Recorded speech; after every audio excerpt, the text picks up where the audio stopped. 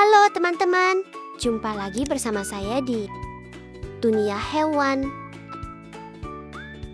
Pernahkah kalian berpikir, jika ada hewan yang beraktivitas di malam hari? Yap, ada. Hewan itu disebut hewan nokturnal, atau hewan yang aktif di malam hari. Dan ketika siang hari mereka tertidur, ciri-ciri hewan nokturnal adalah mereka beradaptasi dengan mata besar, penciuman tajam, atau pendengaran sensitif untuk bertahan hidup di kegelapan. Nah, kali ini kita akan belajar mengenal beberapa hewan nokturnal. Hewan yang pertama adalah kelelawar. Cute. Kelelawar adalah satu-satunya mamalia yang benar-benar bisa terbang. Dan uniknya, sayap mereka sebenarnya adalah modifikasi dari tangan, di mana selaput kulit membentang di antara jari-jari mereka. Mereka mengeluarkan suara frekuensi tinggi yang memantul pada benda di sekitarnya untuk melihat dalam kegelapan. Lucunya, posisi tidur mereka tidur menggantung terbalik. Unik bukan? Hal ini memudahkan mereka untuk langsung lepas landas, karena kaki mereka terlalu lemah untuk berlari. Secara umum, kelelawar terbagi menjadi dua kelompok. Kelompok pemakan buah. Mereka memiliki ciri fisik ukuran yang besar. Kemudian yang kedua adalah pemakan serangga, memiliki ukuran yang lebih kecil. Oh ya, kelelawar memiliki peran penting bagi ekosistem loh, yaitu satu ekor kelelawar kecil bisa memakan ribuan nyamuk. Atau serangga hama pertanian dalam satu malam. Banyak tanaman seperti durian dan mangga sangat bergantung pada kelelawar untuk proses penyerbukan. Mereka membantu mereboisasi hutan dengan menjatuhkan biji-bijian dari buah yang mereka makan saat terbang. Sebagai mamalia, kelelawar berkembang biak dengan cara melahirkan. Masa kehamilan. Kelelawar biasanya hamil selama 40 hari hingga 6 bulan, tergantung jenisnya. Jumlah anak. Mayoritas kelelawar hanya melahirkan satu anak per tahun. Uniknya, induk kelelawar melahirkan dalam posisi menggantung terbalik, seperti manusia atau kucing. Induk kelelawar menyusui anaknya sampai sang anak cukup kuat untuk terbang. Oke, hewan selanjutnya adalah tokek.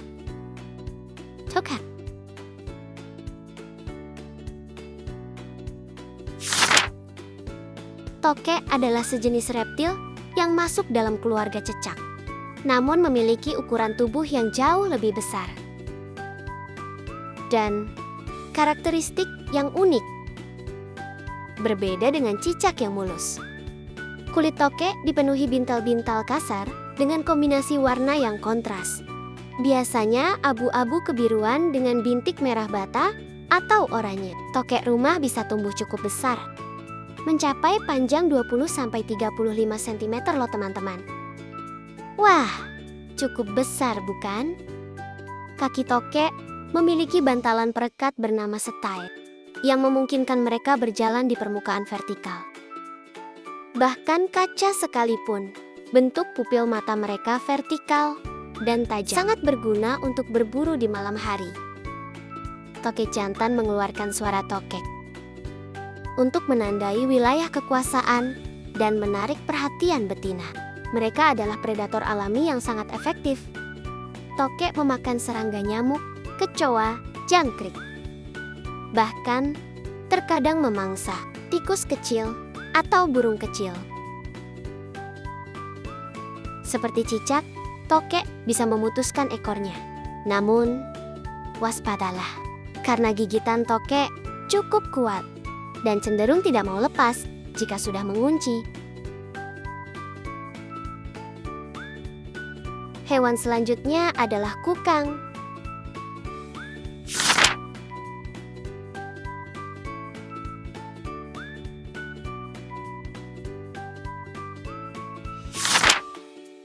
Kukang adalah primata nokturnal yang unik.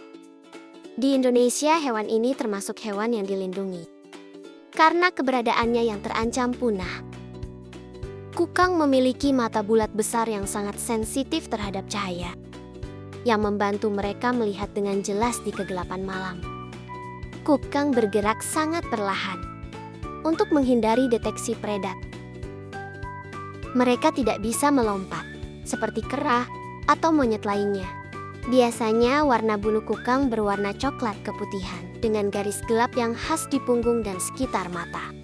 Kukang adalah salah satu dari sedikit mamalia di dunia yang memiliki bisa atau racun. Mereka memiliki kelenjar di siku lengan depan yang mengeluarkan minyak. Jika kukang merasa terancam, mereka akan menjilat kelenjar ini sehingga liur mereka bercampur dengan minyak tersebut menjadi bisa. Gigitannya bisa menyebabkan reaksi alergi parah. Wah, menakutkan bukan? Habitat kukang kebanyakan hidup di hutan tropis Asia Tenggara, termasuk Indonesia, Jawa, Sumatera, dan Kalimantan. Kukang memakan buah-buahan, getah pohon, serangga, hingga telur burung. Kukang berkembang biak dengan cara melahirkan di alam liar. Kukang sering hidup dalam unit keluarga kecil yang terdiri dari satu jantan dewasa, satu betina dewasa, dan anak-anaknya. Seperti manusia ya, berkeluarga. Video selanjutnya adalah burung hantu.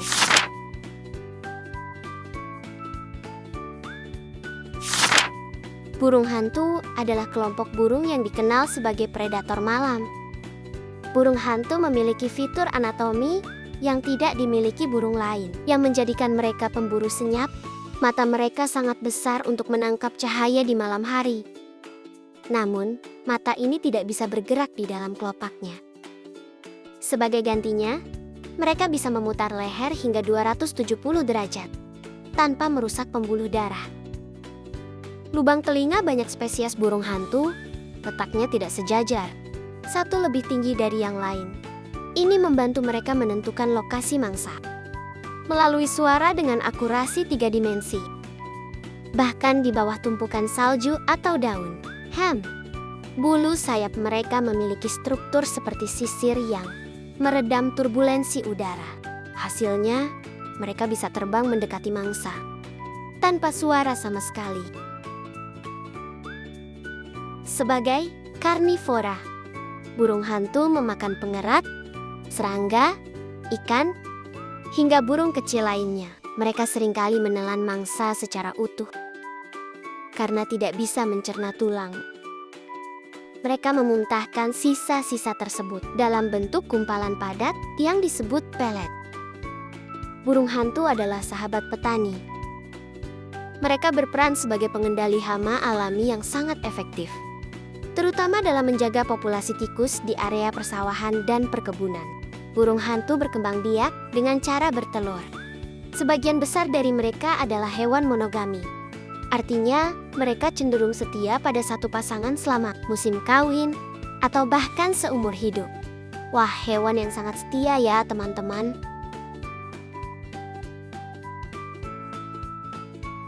Nah, hewan yang selanjutnya adalah ngengat.